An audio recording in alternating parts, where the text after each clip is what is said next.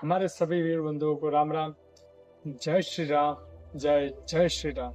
तो आज हम सूर्य नमस्कार का एक ऐसे तरीके की बात करने वाले हैं जो शायद ही यूट्यूब पर आपने पहले कभी सुना होगा। वैसे तो हम लोग ने सूर्य नमस्कार 1 घंटे 8 मिनट में 600 से ज्यादा किए हुए हैं, लेकिन इस बार हमने लगभग 5-7 दिन पहले एक रील डाली थी कि उसमें हमने 1 घंटा सूर्य नमस्कार किया था, लेकिन वो अलग टेक्निक से। लेकिन उसका प्रभाव पूरे दिन जो रहा उसकी तो कुछ बात ही अलग है। तो आज वो जबरदस्त तरीका मैं आपको बताने वाला हूँ। तो सबसे पहले तो आपसे ये निवेदन है कि ये तरीका बहुत ही जबरदस्त है, तो इसको आप ध्यान से पूरा वीडियो अवश्य देखिएगा और पूरा समझिएगा, उसके बाद करिएगा तो उसका रिजल्ट आपको पहले दिन से ही मिलना शुरू हो जाएगा। सुनिएगा, पहले दिन से इसका रिजल्ट मिलना शुरू हो जाएगा। लेकिन इसको कैसे करना है, किसको करना है, किसको नहीं करना है, वो अवश्य ध्यान में रखना है, क्योंकि वो बहुत आवश्यक है कि कौन लोग कर सकता है, कौन नहीं कर सकता है, और कैसे शुरुआत कर सकते हैं, बिगिनर्स कैसे कर सकते हैं, जो एक्सरसाइज रेगुलर करते हैं वो लोग कैसे कर सकते हैं और उसमें आगे बढ़ सकते हैं। क्योंकि ये तरीका बहुत ही अद्भुत है, बहुत ही अद्भुत। अगर आप इस पद्धति से सूर्य नमस्कार करते हैं तो आपका power, strength, stamina, speed and flexibility बढ़ती है और ये पूरे शरीर में ऊर्जा देता है।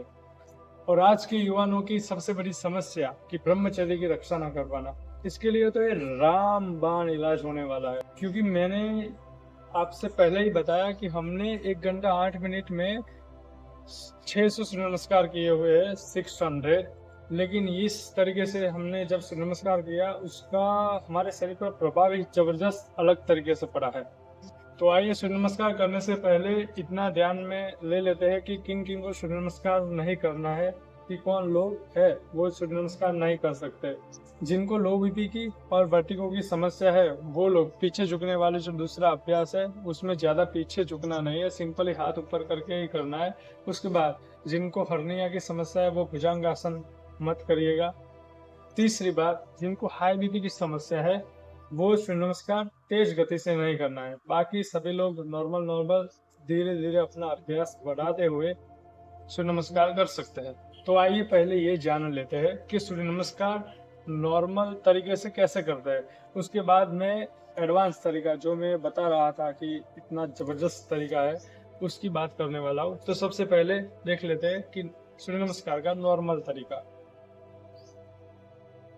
नमस्कार मुद्रा, सांस भर के ऊर्ध्व हस्तासन, सांसों को छोड़ते हुए पाद हस्तासन, फिर सांस भर के दक्षिण हस्त संचालन, सांसों को छोड़ते हुए पर्वतासन, फिर अष्टांग पूर्णमासन, छोड़ के सांस को रखना है, फिर सांस भरते हुए भुजंगासन, सांस छोड़ते हुए पर्वतासन, फिर सांस भर के वाम अश्व संचालन, सांसों को छोड़ते हुए पाद हस्तासन, फिर सांस भर के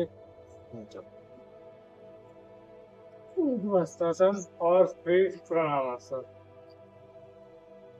तो ये जो सूर्य नमस्कार का तरीका है वो नॉर्मल तरीके से सूर्य नमस्कार करते हैं वो तरीका है। तो जिस पद्धति से सूर्य नमस्कार करने की मैं बात कर रहा था और जिसकी आप इतने समय से राह देख रहे थे, तो उस पद्धति का नाम है कुंभक के साथ सूर्य नमस्कार करना। तो आइए पहले समझते हैं कि कैसे सूर्य नमस्कार वो कुंभक के साथ हमें करना है। इसमें बहुत ही सिंपल है। पहले मैं नमस्कार मुद्रा, फिर सांस भर के ऊपर गए,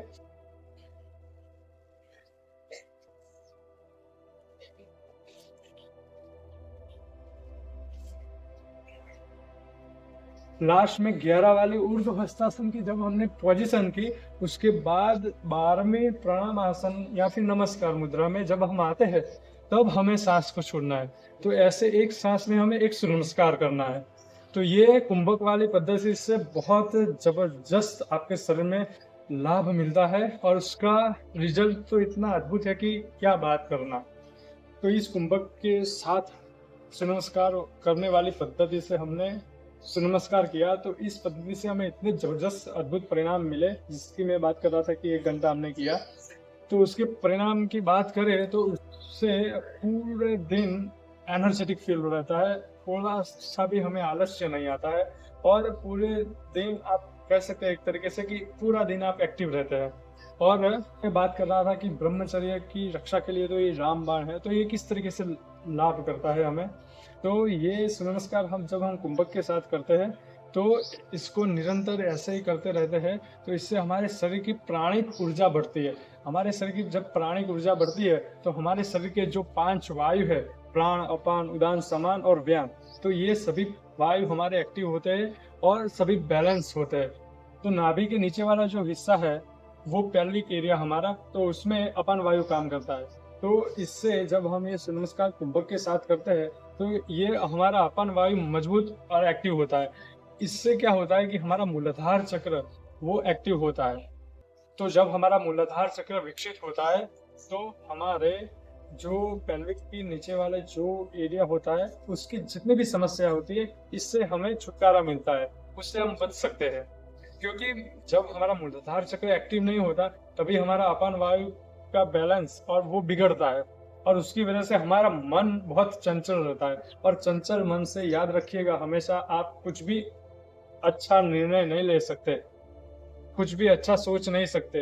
आपको चिंतित मन से या फिर चंचल मन से आपको हर एक बार नेगेटिव ऊर्जा ही फील होगी और नेगेटिव विचार ही आते रहते हैं। और हमारी एक बात करें और एक बात बताए तो उसमें ऐसा है कि हमारा मन एक दिन में पूरा 70 से 80 हजार विचार करता रहता है, उसमें भी 80% नेगेटिव विचार होते हैं, तो उसमें हमारी बहुत एनर्जी जाती है।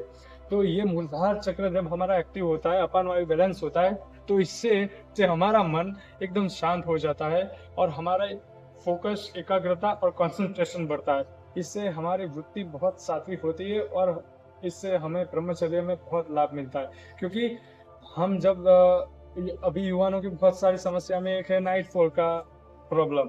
तो ये नाइटफॉल क्यों होता है कि सपने खराब बुरे आते हैं, अश्लील चिंतन और मन अश्लील सोचता रहता है। तो वो क्यों होता है कि आप जब अश्लील वीडियो देखते हैं उसकी वजह से, अब अश्लील वीडियो देखता है तो उसका पूरा मन तो खराब ही होगा, तो उसकी वजह से वो मन खराब होता है, तब वो सो जाता है तो मन चालू रहता है, उसकी वजह से वो सपने आते हैं और वो बुरे सपने में उसका नाइटफॉल हो जाता है। तो उसकी समस्या के लिए ये इतना जबरदस्त काम करता है कि ये मूलाधार चक्र को एक्टिव करके ये सारे मतलब आपको गहरी नींद दिलाता है। आपको गहरी नींद कब आएगी? जब आपका मन एकदम शांत होगा, मन में कोई किसी भी प्रकार का विचार नहीं होगा, तब आपको गहरी नींद आएगी। तो इसलिए मैं बोल रहा हूँ कि ये ऐसे ही मैं हवा में बातें नहीं कर रहा हूँ, ये हमने उसका अनुभव किया है और इसके रिजल्ट भी बहुत जबरदस्त मिले हैं, इसकी वजह से मैं आपको बता रहा हूँ। तो ये हमने कुंभक वाली जो पद्धति बताई उसमें भी 3 तरीके से आप सूर्य नमस्कार कर सकते हैं। एक है बिगिनर्स के लिए, दूसरा है इंटरमीडिएट, वो लेवल अप है, और तीसरा जो है वो एडवांस में है। तो वो भी देख लेते हैं कि पहले वाले तो मैंने यहाँ पर दिखाई दिया कि कैसे करते हैं। ये दूसरा, उसमें हमें साधारण दंड के साथ सूर्य नमस्कार करना है। एक सांस भर के ऊपर,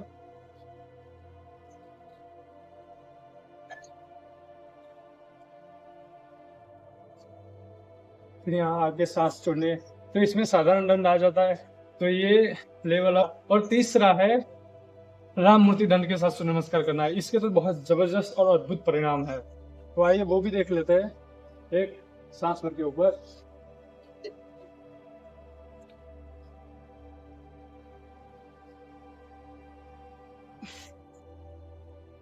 तो ये तीसरी पोजीशन है राम मूर्ति दंड के साथ करना।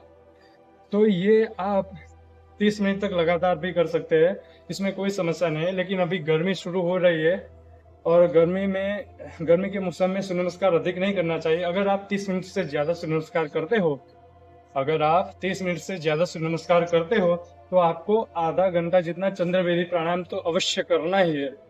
तो आपको यह प्रश्न होगा कि चंद्रवेदी प्राणायाम कैसे करते हैं। तो चंद्रवेदी प्राणायाम में कुछ नहीं, सिंपल ही है। बाई नासिका से सांस भरना है, दाएं से छोड़ना है, फिर वापस बाई से भरना है, दाएं से छोड़ना है। तो ये चंद्रवेदी प्राणायाम है।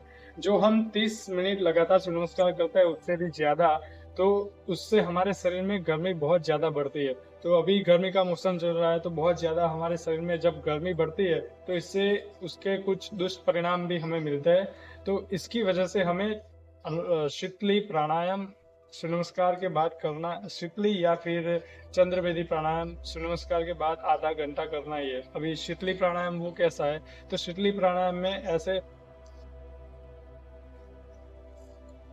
सांस भरना है, जितना हो सके रोकना है, उसके बाद लेफ्ट नोस्ट्रल से दाहिना स्वर है उसको बंद करके बायां स्वर से सांस को हमें छोड़ना है। तो ये शीतली प्राणायाम हो गया, और इससे पहले हमने चंद्रवेदी बताया।